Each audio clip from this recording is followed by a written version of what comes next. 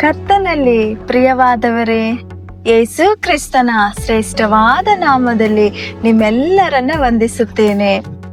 ಈ ದಿನದ ದೇವರ ವಾಕ್ಯದ ಭಾಗ ಯೆಹೆಜ್ಕೇಲನ ಗ್ರಂಥ 47ನೇ ಅಧ್ಯಾಯ 3ನೇ ವಚನ.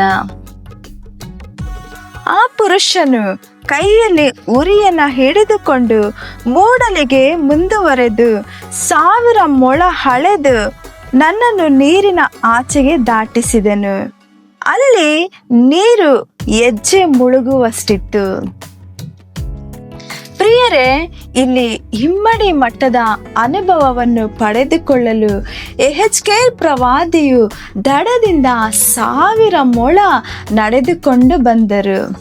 ಕರ್ತನು ಒಂದೇ ಬಾರಿ ಆಳವಾದ ಆತ್ಮಿಕ ಅನುಭವಗಳನ್ನು ನೀಡುವುದಿಲ್ಲ. ಹಂತ ಹಂತವಾಗಿ ವೇದವಾಕ್ಯ, ಪ್ರಾರ್ಥನೆ, ದೇವ ಮಕ್ಕಳೊಂದಿಗಿನ ಐಕ್ಯತೆ ಮತ್ತು ಪವಿತ್ರತೆಯ ಮೂಲಕ ಹಿಮ್ಮಡಿಯ ಮಟ್ಟಕ್ಕೆ ನಡೆಸುತ್ತಾರೆ. ಅಲ್ಲಿ ನಿಮ್ಮ ಪಾದಗಳು ನದಿಯ ನೀರನ್ನ ಸ್ಪರ್ಶಿಸುತ್ತವೆ. ಪಾದ ಎಂದು ಹೇಳುವುದು ಸ್ಥಿರತೆಯನ್ನು ಅಥವಾ ದೃಢತೆಯನ್ನು ತೋರಿಸುತ್ತದೆ. ಕಡಲಿನ ಅಲೆಗಳು ಬಂದು ಅಪ್ಪಳಿಸುವಾಗ 2 ಪಾದಗಳನ್ನು ಗಟ್ಟಿಯಾಗಿ ಊರಿ ನಿಂತರೆ ಅಲೆಗಳು ನಿಮ್ಮನ್ನು ಉರುಳಿಸಿ ತಳ್ಳುವುದಿಲ್ಲ. ಕಾರಣ ಈ ಪಾದಗಳ ಮೇಲೆಯೇ ನಿಮ್ಮ ಇಡೀ ದೇಹದ ತೂಕವು ನಿಂತಿರುತ್ತದೆ. ಭಯಂಕರವಾದ ಬಿರುಗಾಳಿಯಿಂದ ಮತ್ತು ಸುಂಟರ ಗಾಳಿಯಿಂದ ಕರ್ತನ ನಿಮ್ಮನ್ನ ಎತ್ತಿ ನಿಮ್ಮ ಕಾಲುಗಳನ್ನು ಬಂಡೆಯ ಮೇಲೆ ನಿಲ್ಲಿಸಿ ಸ್ಥಿರಪಡಿಸುವವನಾಗಿದ್ದಾನೆ. ಪಾದಗಳು ದೃಢವಾಗಿ ನಿಲ್ಲಬೇಕೆಂದರೆ ಅವು ಯೇಸುವಿನ ರಕ್ತದಿಂದ ತೊಳೆಯಲ್ಪಟ್ಟಿರಬೇಕು. ಕಲ್ವಾರಿಯ ಪ್ರೀತಿ ರಕ್ತದಿಂದ ವಿಮೋಚನೆ ಹೊಂದಿದ ಆದಿ ಅಪೊಸ್ತಲರು ಕರ್ತನಿಗಾಗಿ ದೃಢವಾಗಿ ನಿಂತರು.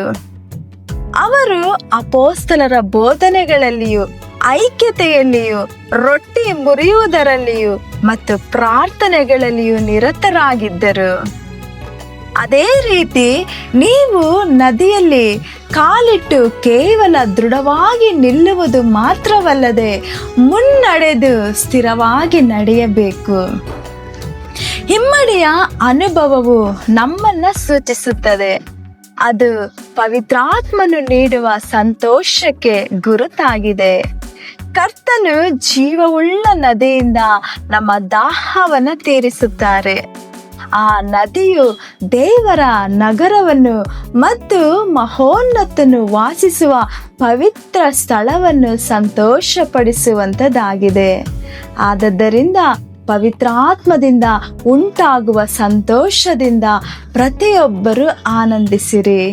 ಹಾಗಾಗಿ ನಾವು ಆತ್ಮೀಕ ಬೆಳವಣಿಗೆಯಲ್ಲಿಯೂ ದೇವರೊಂದಿಗಿನ ಪಯಣದಲ್ಲಿಯೂ ಹಂತ ಹಂತವಾಗಿ ಮುಂದುವರೆದು ದಿನನಿತ್ಯವೂ ಪ್ರಾರ್ಥನೆ ಮತ್ತು ವೇದವಾಕ್ಯಗಳಲ್ಲಿ ನಾವು ಸ್ಥಿರವಾಗಿ ನಿಂತು ಯೇಸುವಿನ ರಕ್ತದಲ್ಲಿ ತೊಳೆಯಲ್ಪಟ್ಟ ಪಾದಗಳ ಹಾಗೆ ಬಿರುಗಾಳಿಯಲ್ಲಿಯೂ ಬಂಡೆಯ ಮೇಲೆ ಸ್ಥಿರವಾಗಿ ನಿಲ್ಲೋಣ.